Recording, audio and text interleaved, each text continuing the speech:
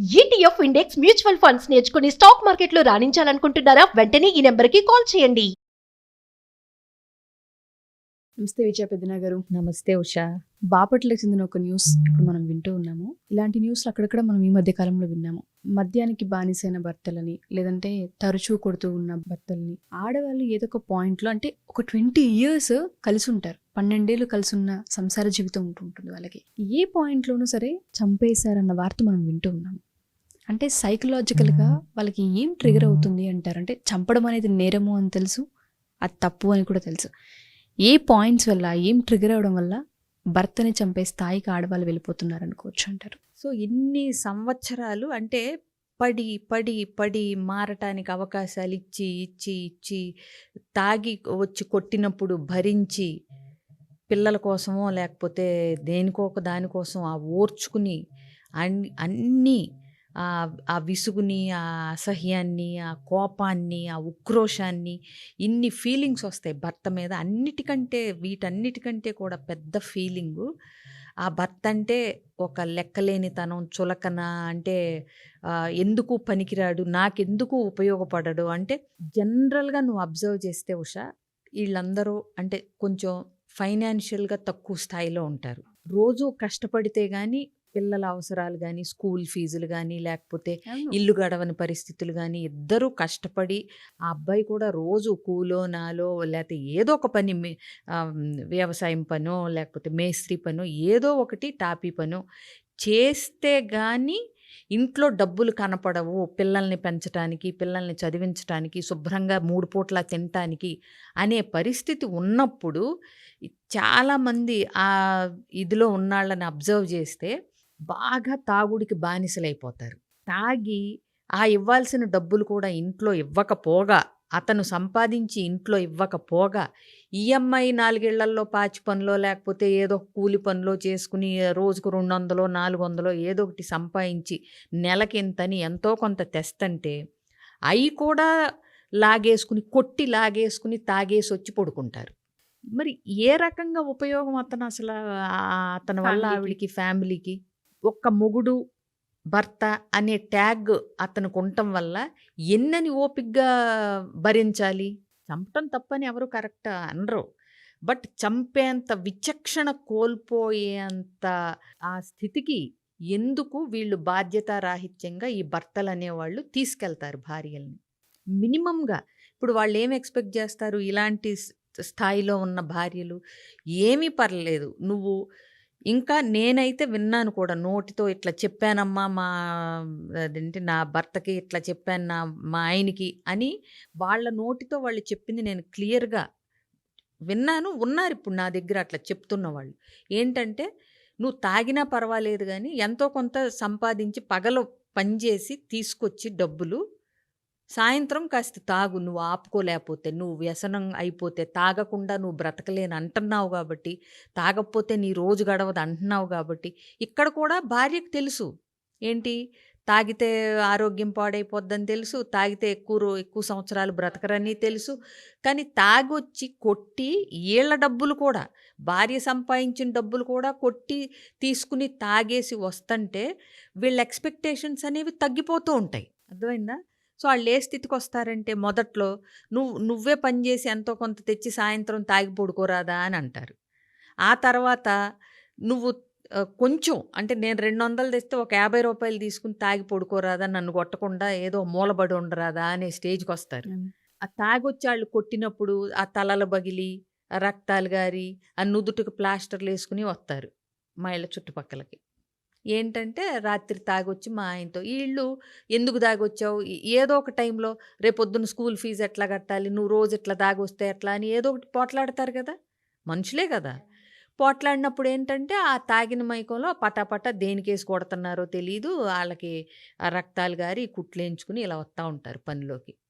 ఏంటంటే, రాత్రి మా ఆయన తాగొచ్చి కొట్టాడు. నేను చెప్తాను, అప్పుడు మాట్లాడబాకమ్మా నువ్వు, తెల్లారి ఏం మాట్లాడినా ముంగిలా కూర్చుంటాడమ్మా మా ఆయన, నోరెత్తడు అంటది.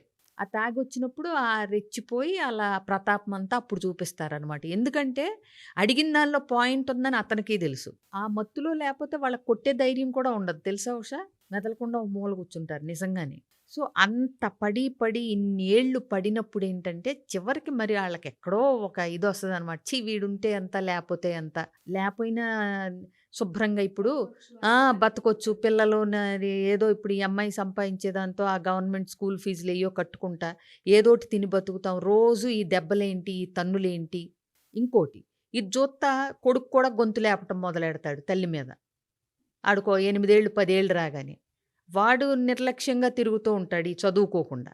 ఎన్ని కాన్సిక్వెన్సెస్, నెగెటివ్ ఎఫెక్ట్స్ ఉంటాయంటే ఇంట్లో ఒక హెడ్ ఆఫ్ ద ఫ్యామిలీ మగవాడు తిన్నగా లేకపోతే ఎన్ని ప్రాబ్లమ్సో. ఫ్యామిలీ మొత్తానికి ప్రాబ్లమ్సే.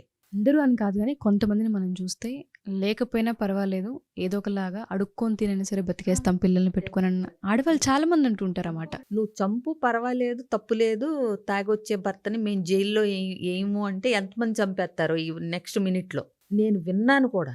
ఈడేదో ఒకటొచ్చి పోతే బావుండు అని ఈ పని చేసుకునే వాళ్ళు బాధపడటం, ఆ ఫ్రస్ట్రేషన్‌లో ఆ మాట అనటం. ఇంతకు మించిన ఫెయిల్యూర్ ఏముంటుంది అసలు ఓ ఏముంటుంది? భర్తకి? ఇంట్లో పని చేయటానికొచ్చే ఆడవాళ్ళ కథలింటే అసల ఆళ్ళకి నిజంగానే ఛాన్స్ ఇస్తే చంపేస్తారేమో అనిపిస్తది. ఇంకోటి, లేదంటే ఖచ్చితంగా అసలు వదిలేయటం మాత్రం డెఫినిట్‌గా వదిలేస్తారు చాలామంది. వాళ్ళు చుట్టాల్లో పరువు పోతుందని, నలుగురిలో ఇదని, అంటే పిల్లలకి తండ్రి లేకుండా అయిపోతాడేమోనని. చేసినాడిని అవుతానని, ఇలాంటి రీజన్స్ వల్ల ఆళ్ళు జస్ట్ ఆ మొగుడు అనేవాడు ఒకడున్నాడు అని అలంకారప్రాయంగా చూపించుకోవటానికి ఉన్నాడు.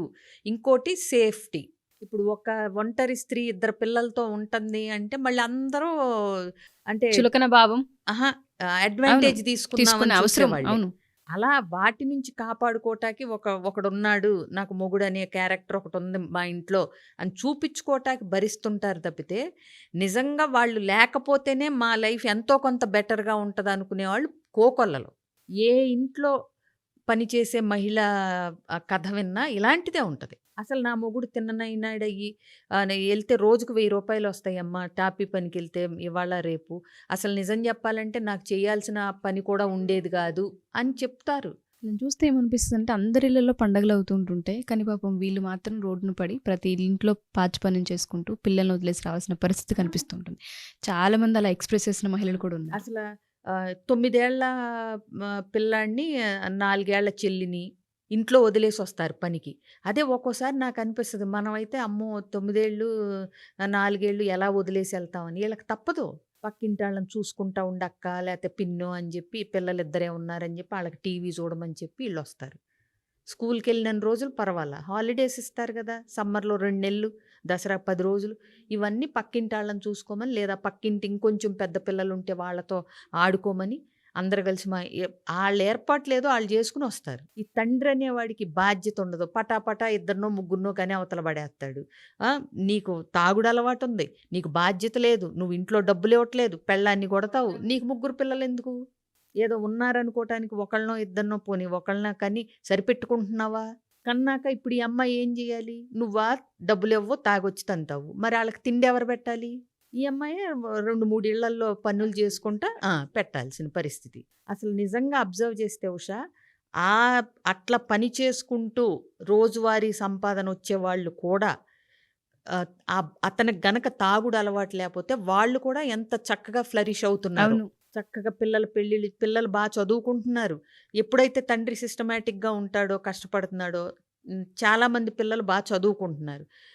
మొన్నే మా మా అపార్ట్మెంట్‌లో ఉండే ఒక ఆంటీ చెప్తున్నారు. వాళ్ళకి ఇస్త్రీ చేసేవాడంట అతను బట్టలు. వారానికి ఒక రోజొచ్చి మొత్తం ఉతికి అన్నీ ఎండాక ఇస్త్రీలు చేసుకొని ఆ రోజంతా ఈళ్ళ దగ్గరే ఉండి అట్లా ఎన్నో ఇళ్ళు చేసుకుంటాడు వారానికొచ్చేసరికి. ఆళ్ళబ్బాయి ఇప్పుడు ఫ్లోరిడాలో పీజీ చేయటానికెళ్ళాడంట. యాహ్! సో, అందుకని ఏంటంటే రెస్పాన్సిబిలిటీస్ కంటే ఎడిక్షన్స్ వెనక పెట్టుకుంటే బెటరు. ట్రూ. బాధ్యతలు. పిల్లల్ని కన్నావు, పెళ్లి చేసుకున్నావు. నీకసలు అంత బాధ్యత లేదు, ఉండదు అనుకుంటే చేసుకోమాక. నువ్వొక్కడివే లింగ్ ఎట్లా ఉన్నా పర్వాలేదు. అవునా? కానీ ఇప్పుడు నువ్వు పెళ్లి చేసుకున్నావు అంటే ఇంకొకళ్ళతో లైఫ్ షేర్ చేసుకుంటున్నావు. ఒకళ్ళిద్దరు పిల్లల్ని కంటున్నావు అంటే ఆళ్ళ బాధ్యత నీ మీద ఉంది. ఏమీ లేకుండా ఏదో అదేంటి ప్రకృతి స్వభావాన్ని అనుసరించి పెళ్లి చేసుకుని పిల్లల్ని గాని బాధ్యతలు మర్చిపోతే చంపకపోయినా చంపేద్దామనే ఉంటుంది లోపల చాలామందికి.